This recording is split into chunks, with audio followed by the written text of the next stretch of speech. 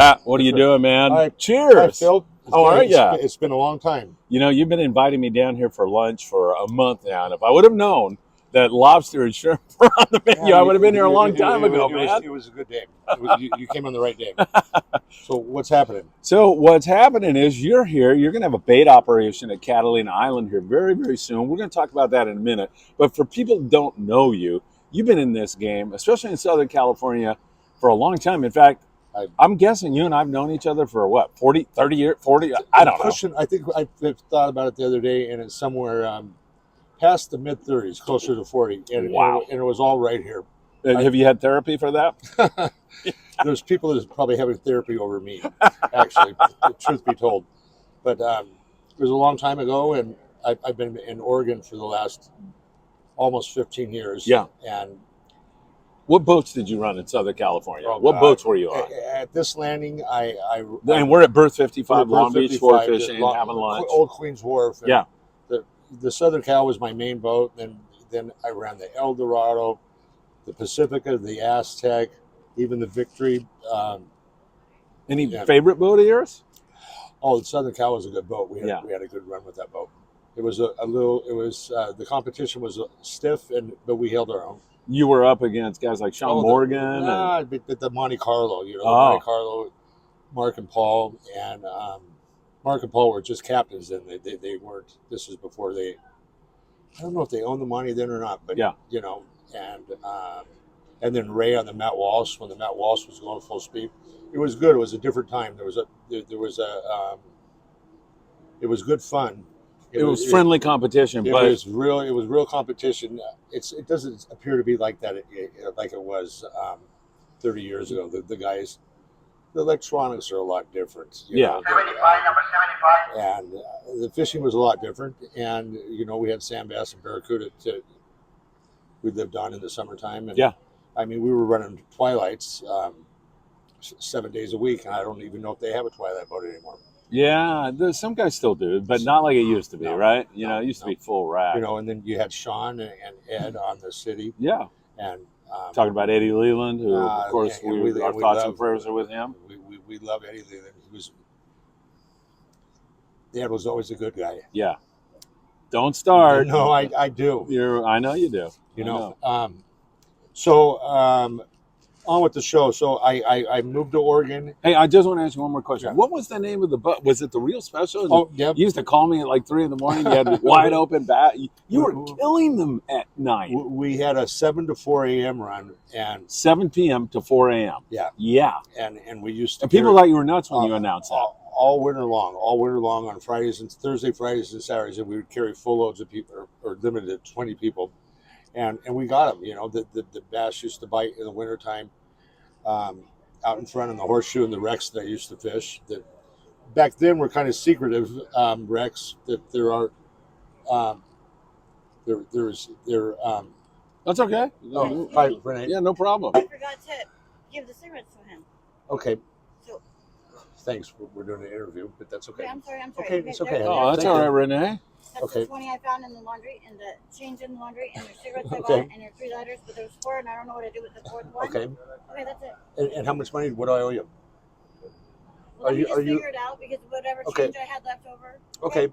Yeah. Okay. Okay, honey. Thank you. Okay, Alan's coming down. But okay. Yeah, okay. I'll see him shortly. Thank you. Thanks for making your appearance on our show, Renee. Our show.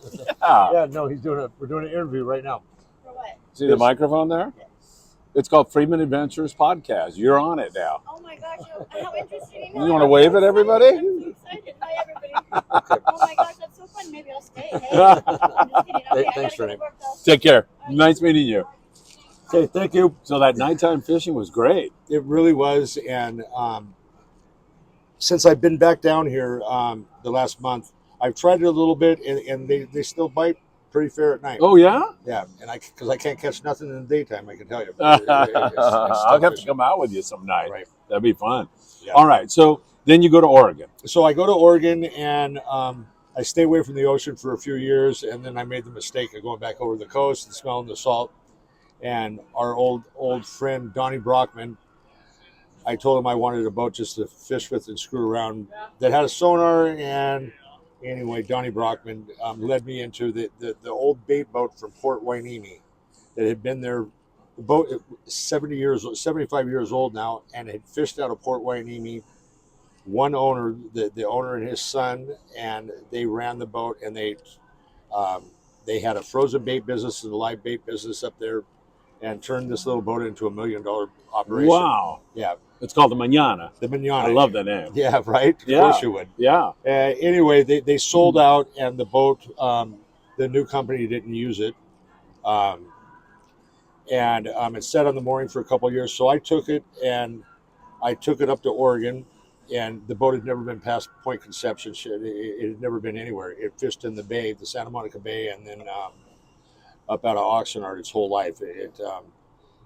I took it up there, and I went way overboard, and I rigged the boat up, and I turned it into a light boat up in Oregon. Yeah. It's got all the goodies on it, and made it into a boat that could survive Oregon. And weather's nasty, huh? the weather it can get severe. Yeah. And so I was a light boat there for a couple of years. The first year went real well, and then the state of Oregon decided that they did not need or want light boats to support the small squid fleet that was there. And rather than fight it, I had always had this idea of a live bait operation at Catalina Island. And Which is, it's, the best ideas are those ideas that people say, wait a minute, why hasn't somebody done that before? Well, it's been done before. Bill Hargrave did it, and at the time, who's buddies of both of ours. Right. Bill's a funny guy, man. He was. There's a lot of Bill Hargrave stories. Yeah, there's a lot of Bill Hargrave stories. Yeah, me and him go deep all the time. But he's gone. Bill's gone. Yeah, I did know that. Yeah. Can I tell you something funny about Yeah, Bill? yeah. He used to leave these filthy messages on my phone on the Filthy or recording. just It was mostly about the guys. Like, this guy's a SOB and everything. And I had a VHF radio in my office when I was doing 976 Tuna. Right. And I'd hear somebody, Paisano or Strasser or whoever. Right. And they'd say, hey, you picked me up. And then I'd play the recording of Hargrave saying, hey, F you piece of... And they're like, hey, and somebody'd go like, why is Hargrave so mad at you? Right. It was the recording the whole time. Anyway. We had a deal every morning, and guys listened up and down the coast from San Diego to Santa Barbara. It was called The Really Big Show with me and Hargrave, and we went at it every morning. Oh, really? You guys were fighting? Oh, it was huge. It was huge. People look forward to it. Probably got better ratings than Friedman Adventures. If it would have been rated, it would have been rated high, because we left mothers and sisters and stuff out for a while, but that went to the wayside. And Bill Hargrave had one of the sharpest tongues. I have a sharp tongue, but he was hard to compete with. Oh my God, he was. And he was quick, boy. He was quick-witted. But anyway, he did Catalina bait then. So he tried Catalina bait, and at the time he had basically the whole harbor. He had all the boats almost, and he had all the business in the harbor. And it was difficult to fit in Catalina. It's a full day for a bait boat to go from the coast, catch bait, go to the coast, and go over there, and all the water changes that happen in between here and there, which affect the bait, right? Of course, you kill the bait, right? Yeah, going 5-10 degrees every 5 miles, it can change. Especially if you came from in the harbor. Yeah. And by the time you get there, half the bait would be dead. And then having a person on the bait boat or the bait barge, tending the bait barge and being on the bait barge when they're supposed to, and that was straight cash back then. And it's difficult to find somebody to handle your cash, and you end up in the long end of the deal. Yeah. So he quit it because it was just a pain in the ass. Steve Grayshock did it back in the day, and he was under the same kind of deal, trying to go back and forth. My boat, I'm going to be there. I'm going to live there. The boat's going to live there. We're going to catch the bait there, and it's going to be. We're going to try to run a good operation and offer the people something. Because I know I fished a skip over at the island in the last 10 years a lot, and I'd run out of bait. Yeah, and I would have. You're screwed. I would have ran from the west end to the east end to get bait 100 times, and even sport guys on the sport boats, things happen. They run out of bait, and hopefully we can help everybody out, and have good bait that's caught there and have some good cured bait on the barge, and it it's going to be on me, Phil. Yeah. If I do it right, and that's how I plan to do it, we'll be good. We'll be golden. We'll offer a good service. The guys, uh, a lot of the times, if I've got good bait at the island, and you've got a small skiff, you don't want to carry your bait across the 15 or 20, 25, 30 knots. It's hard to keep bait alive. Yeah. And the guys that use bait and tuna guys, even fishing tuna on the backside in between Clementi and Catalina there, you got enough time to run back in and get bait. Yeah, definitely. And we're going to try to have mackerel too for the marlin guys if the marlins show up again this year, and that'll be it's going to be good. Yeah, it's going to be good, and you're behind me, and your people are really behind me, and I'm sorry we had a mishap here this last week on Friday night. It was a harrowing experience. Well, right? It happens, but yeah. I mean, we've had a few of those in your lifetime. Yeah, a couple. I've been wet before. Anyway, we had a mishap on Thursday, and then we were setting the net out in front of Seal Beach Pier on Friday night, and we got the net halfway out, and the bilge alarms went off. And what had happened, the boat had the bait tank, a stringer on the deck had broken the day before, and the bait tank, the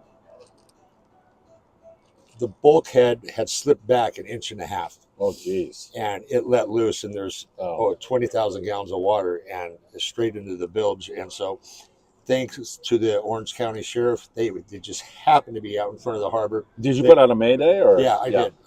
You had to, right? Yeah.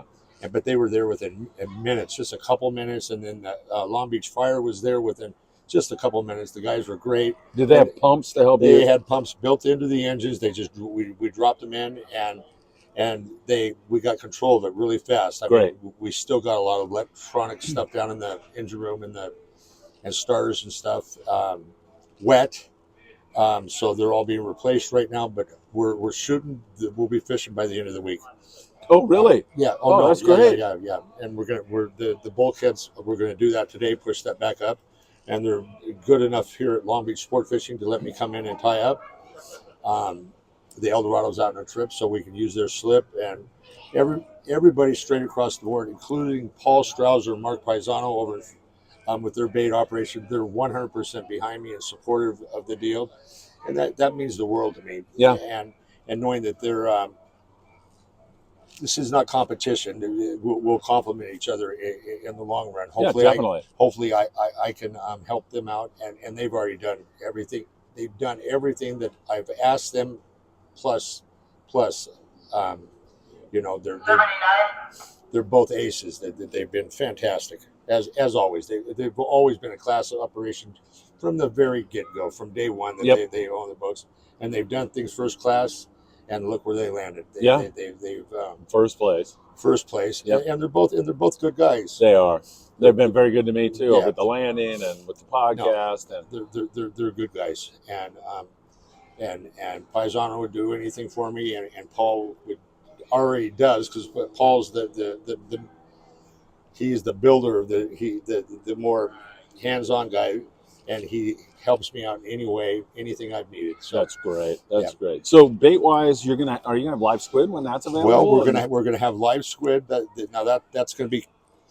I need a. I've got a runny nose. The having live squid.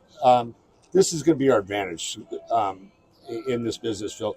Is that we're gonna be there, and there's gonna be somebody that you can call 24/7.